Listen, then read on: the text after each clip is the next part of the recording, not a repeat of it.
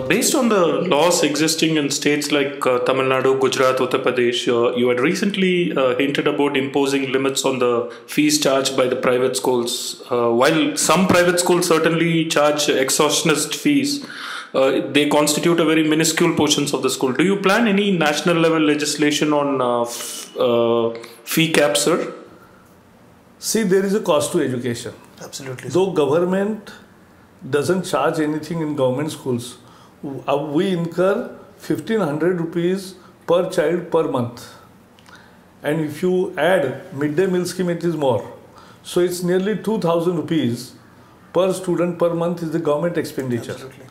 So that becomes a minimum fee if somebody private is running. Absolutely. So, but you see many private schools in villages are charging 250, 300, 500 rupees. And so all the states like UP and Tamil Nadu, they are not seeing the schools which are charging 2000 rupees and below. And therefore, 90% schools are in that category. There are some schools who are charging 5,000, 10,000, 20,000, 50,000 per month. It's a big fees, but after all, it's a choice made by the parents. The real problem, parents met me and told that then after the admission, they realize the hidden cost in it. Okay. That hidden cost has to go. Oh, that's your... And we have instructed schools not to have any hidden. Where we will come out with solution is that there won't be any hidden cost. Whatever you will be charging, you tell upfront. And if you tell upfront, then parents will make a choice. Absolutely. Whether to get admission in or not. Absolutely. But let me also, I am going to educate parents that this is not truth. It's a myth that costly education is the best education. That is not true. Absolutely not true. But there is no, India too. Yeah, any cap is not going to be there. No. How, you see, as I told you, there is a cost to education. Absolutely, sir. And if somebody is providing swimming pool in the school, you will have to have swimming pool, the cost, the maintenance cost, there will be 4 or 5 lifeguards. Absolutely. And everything. So if you, that is a cost. Right. If you have a bigger playground, then you will have. So I want to expand even in urban areas, Kendriya Vidyalaya. Due to the effect of RT, a lot of low-cost private schools, which are basically typically catering to the, as Modi ji talks about the new aspirational middle class, and education has emerged as a very important area. This because of the RT and the delayed refunds, which are being by the state governments largely. There have been a lot of low-cost schools which are being shut down actually. So is there like any thoughts from the your ministry where we can expedite the RT payments to the low-cost schools, because this is where a lot of our poor aspiring kids study. See, states are refunding to private schools the money which they teach 25% economically weaker section students free. In Uttar Pradesh, it is 5,000 rupees per child per year, and it is 23,000 rupees in Tamil Nadu. So there are various slabs, and therefore this is one issue which needs to be discussed further, because in some cases some private schools may be making money out of it. So that also should not happen. Okay. So let's see how things happen. But it is essentially a state subject. It's a state subject. And therefore states are independent, but as you have raised, we will definitely discuss this issue. So the other critique of RT, what I placed just now, is kind of what I call the secular critique. The other critique on RT is that RT fundamentally, privileges, say the quote unquote the minority institutions over the non-minority, because like they have the autonomy, they don't need to adhere to the RT rules, because there is, as you said, there is a cost of to the RT from the school side also actually. So like so we have this discordant situation where minority institutions don't need to adhere to RT, while the rest of there are various points of discussion as far as minority institutions are concerned. There was famous case in Kerala which said that the rights of minority education institution of minorities are rights for everybody. They are not special separate rights. Yeah. So that's one view. But Another UPA view- passed a specific law to, make it. There was a amendment, a 93rd amendment in 2005, which UPA passed it through an ordinance, which kind of puts the minority institutions on a higher footing compared to that needs to be discussed. We have not taken up it formally. See, we want all minorities, religious, to ensure that everybody learns. Absolutely, sir. There's no doubt about it. And there is definitely a scope for that. But now there are language minorities, there are other minorities, and they are coming up. So there is a growing demand to remain outside the ambit of RT. So that's an issue which needs to be discussed further. The NDA government made some very good moves around new education policy, because as a party we have education as a very priority focus, especially as a cultural nationalism as our key defining ideology. So but somehow the NEP roadmap at this present moment seems slightly unclear actually. No, So- not unclear. The fundamental, basically, it was the longest consultation period of 2.5 years, 30 months. Now that's over. And we have definite on this idea that the 5 pillars of education policy will be accessibility, equity, quality, affordability and accountability. All put into one is a correct. We are going to declare our education policy team, the committee, in next 3-4 days. Wonderful. And then it will take its own time to complete the. But major secretarial work is already done. So they have to take a call on policy issues and shape up like that. Yeah. There were some reports saying that special university for minorities are being planned, in which the female students need not be from the minority community. So such reports were there. There is no such proposal before the government. So this is a fake news. No, I don't know, because if minority ministry is planning something, I'll just cross check. Okay, sure. But as far as HRD is concerned, we are not planning any new central university. Central University. Minority universities, if somebody, that's a legal provision. So, but there is now minority, Aligarh Muslim University was never been a minority institute, and it covers everybody. Breakthrough initiatives of your regime so far, which you, especially I think, a lot of courage needs to go, because you are letting go the control of the institution, which is what is an act of courage, is about the eminent institution of eminence. So you are going to earmark 20 institutes. See, the starting point is IIM bill. The IIM bill, we are giving complete freedom to IIM institutes. There will be no role of ministry, barring the CAG role of government money which is being given, whether it is properly used or not. Barring that, there will be no control, and that's the beginning of new world-class universities to become, which we will be calling institutes of eminence.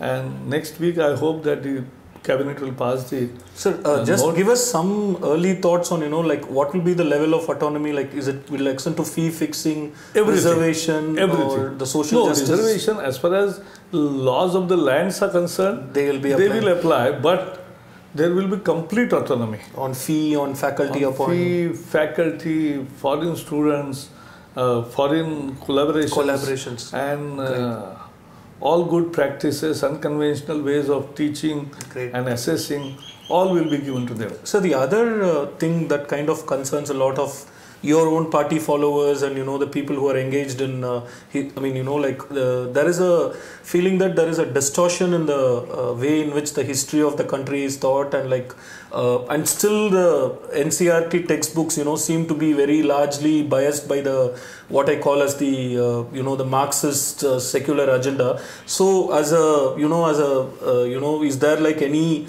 concerted initiative from the government where we don't want to replace one version of history with somebody else's version, but have a kind of independent scholarly pursuit of our history. See, as far as I just joined 10 months before in the ministry, so what I have asked NCERT to update at least, because these books are for 10 years, so little updation of actually what is happening around should also reflect in all relevant textbooks. So that is first thing. As far as rewriting the books is concerned, we have not nominated the new committees. When they will come, because the National Curriculum Framework was done in 2006. Now 10 years down, we must revisit the National Curriculum Framework, and that is, then you will have more relevant curriculum framework, which will be of more use for the country. My concern was about this grade inflation, like Delhi University admissions and all that. See, I'll tell you, this is in my school days and college days, we used to get marks what we have solved. It was so plain that you saw the paper, see the paper, whatever you have written, you have got the marks, tally, total of it is what you have got. Absolutely. The grace mark, the moderation in the name of equalization, and then spiking of mark in a rat race are the new innovations, new things. But they have developed in last 15 years. But we will not change the system midway. Absolutely. So what we are saying is, there should be, I think this group also, the National Education Policy Committee, will definitely look into it. In terms of the technology enabled initiative, you're doing a lot of like, for example, launching this framework on which the universities can enroll and all that. Yes. So what's the vision on that? We are definitely now will be using more and more technology in imparting of education. Digital education, there is already offered by various private players also, but we are launching our India's own MOOCs in form of Swayam, where there will be more than 2,000 courses, 300 are already on, and now best part is on 11 June. The next 10 days, our Chief Economic Advisor, Professor Subramaniam, will himself going to conduct one course, and that will be attended by various professors of economics from various universities, and that will start the way of the best lectures on any subjects and courseware, and people will study it. There will be lecture, material, tutorial, interaction, and then examination and certification. So you're and saying this we are offering a choice-based credit system also. Oh, wonderful. If some engineering students wants to study this course, say economics, Indian economics, why he can't be allowed to do 20% credit? He can acquire from that. So Absolutely. that is how the flexibility of education will bring you in. can bring down the cost of education. And besides that, we are using technology in all aspects of our education system. And in higher education, there is a more scope. Even in primary education, there is a large scope. Now we see films are relayed in 8,000 theaters simultaneously. There is only one print, one CD in the satellite, and through satellite it goes. Why there can be a good lecture going to lakhs of schools and colleges? We are also introducing, we have introduced GAN. 600 foreign faculties have come here and conducted courses. This year 800 faculties are coming. Absolutely. So this is going to increase day in. We have also started all research and initiatives like Smart India Hackathon, Absolutely. where 42,000 engineering students participated and created solutions for 200 problems. It's the best initiative. It's a hands-on project. We have started Imprint, where research is funded by government. We have started industry academia interaction. We have started research institute and academia interaction. Many scientists from research institutes are coming and conducting one course in any college or institute. That's a new beginning of a research culture improvement and innovation culture to be brought in the country in higher education. We want to take all these to a new level, and more importantly, we are creating we have already created a higher education finance agency. Yeah. Thereby, we will upgrade the research infrastructure. Absolutely. In next 3 years by putting in $3 billion into higher education institutes, whereby we can create at a faster rate. Absolutely. And that's what we are heading towards. We want to improve quality at all levels. We want to improve utilization of digital. After all, I believe that subject knowledge is one part. The skill is another part of education. But the basic aim of education is to bring out a good human being out of it. Absolutely. And therefore, that bringing up a good human being out of system is our aim. And we are marching towards this. Right. In the foreign universities, which has been a bone of contention, and No, actually, I was in that committee, and HRD committee that time has suggested that first 200 ranks in each, say pharmacy, chemical, in each subject, the first 200 world rank universities are welcome. But now we have a twinning arrangement. And that twinning arrangement is unregulated. We are putting regulations in place, so whereby the quality collaborations happen and with legality. Wonderful. So there's some news on this happening? Yes. Okay. Yeah, this, the educational institutes these days, they are also becoming centers of politics. So, perhaps this is something not you would have normally thought about, say JNUs and everywhere. No, actually I tell you, we have 800 universities. Right. Politics happening in one or two places gets amplified. Let us not amplify that all campus are restless. No. Yeah, but even in JNU. No, but that is different. Yeah. JNU also, there are 7,000 students, 700 students have a view. That's a democracy, gives them view, but democracy doesn't give a view to give the slogans for breaking of a country. That is not allowed. But short of that, if somebody has a dissenting view, there is a place for in democracy. But that has to be for improvement of the people, improvement of education system, improvement of country. That real debate should happen. That is not happening. Even Mr. Modi ji was the Chief Minister of Gujarat, and they were like, the party had a very strong position against the scholarship schemes which are religiously targeted, and the case was also lost both in the High Court and Supreme Court. So because the scholarships are already in place, the current government seemed to be continuing on the scholarship and in fact possibly expanding in few areas. Yes. So what is the philosophy of religious based scholarship? As far as religious based reservation is concerned, that is not allowed by Constitution. Constitution is our Gita. Constitution is our Bible. Constitution is our Quran. And therefore that is a holy book for us. And that is what Prime Minister said. And therefore, constitutional arrangement we are okay with, but this is religious reservations are not in Constitution, but religious affirmative action for anybody who is backward, which community has remained backward in education, must be uplifted, because education empowers not only the person, family and the community, but the nation as a whole. And therefore, we are giving stress on women education, on girls education, and even all disadvantaged groups students education. That is what our aim is. What is Mr. Javadekkar's vision for the education sector? Like after 3 years, if we were to evaluate your legacy, what do you think?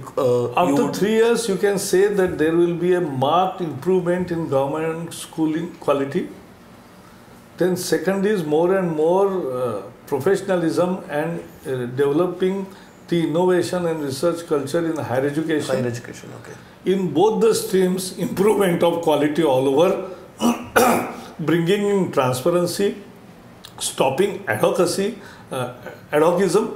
and I want to make teachers and all stakeholders partners in progress. That's my vision. So one common perception is that the education in India is being captured by the bureaucracy or the babudam. It's like, one of the most over-regulated bureaucratic setups. No, but we are freeing educational institutes. Yeah, so in UGC reform, which are mentioned in our budget, we are saying that we will classify institutes into A, B, C based on their performance, and A category institutes will get maximum freedom, very little regulation. Okay. More autonomy, more and more autonomy. The B class will have 50-50, and the C class institutes will have 10% or 20% freedom and 80% regulation. That is also freedom, so that they aspire to go in the next bracket. Okay. Thank you so much for the time. Really, thank you very much. I just wanted to present you the copy. Swarajya, and I am so happy that this is a good magazine. Thank you so much. Rajaji started it, and it's very important.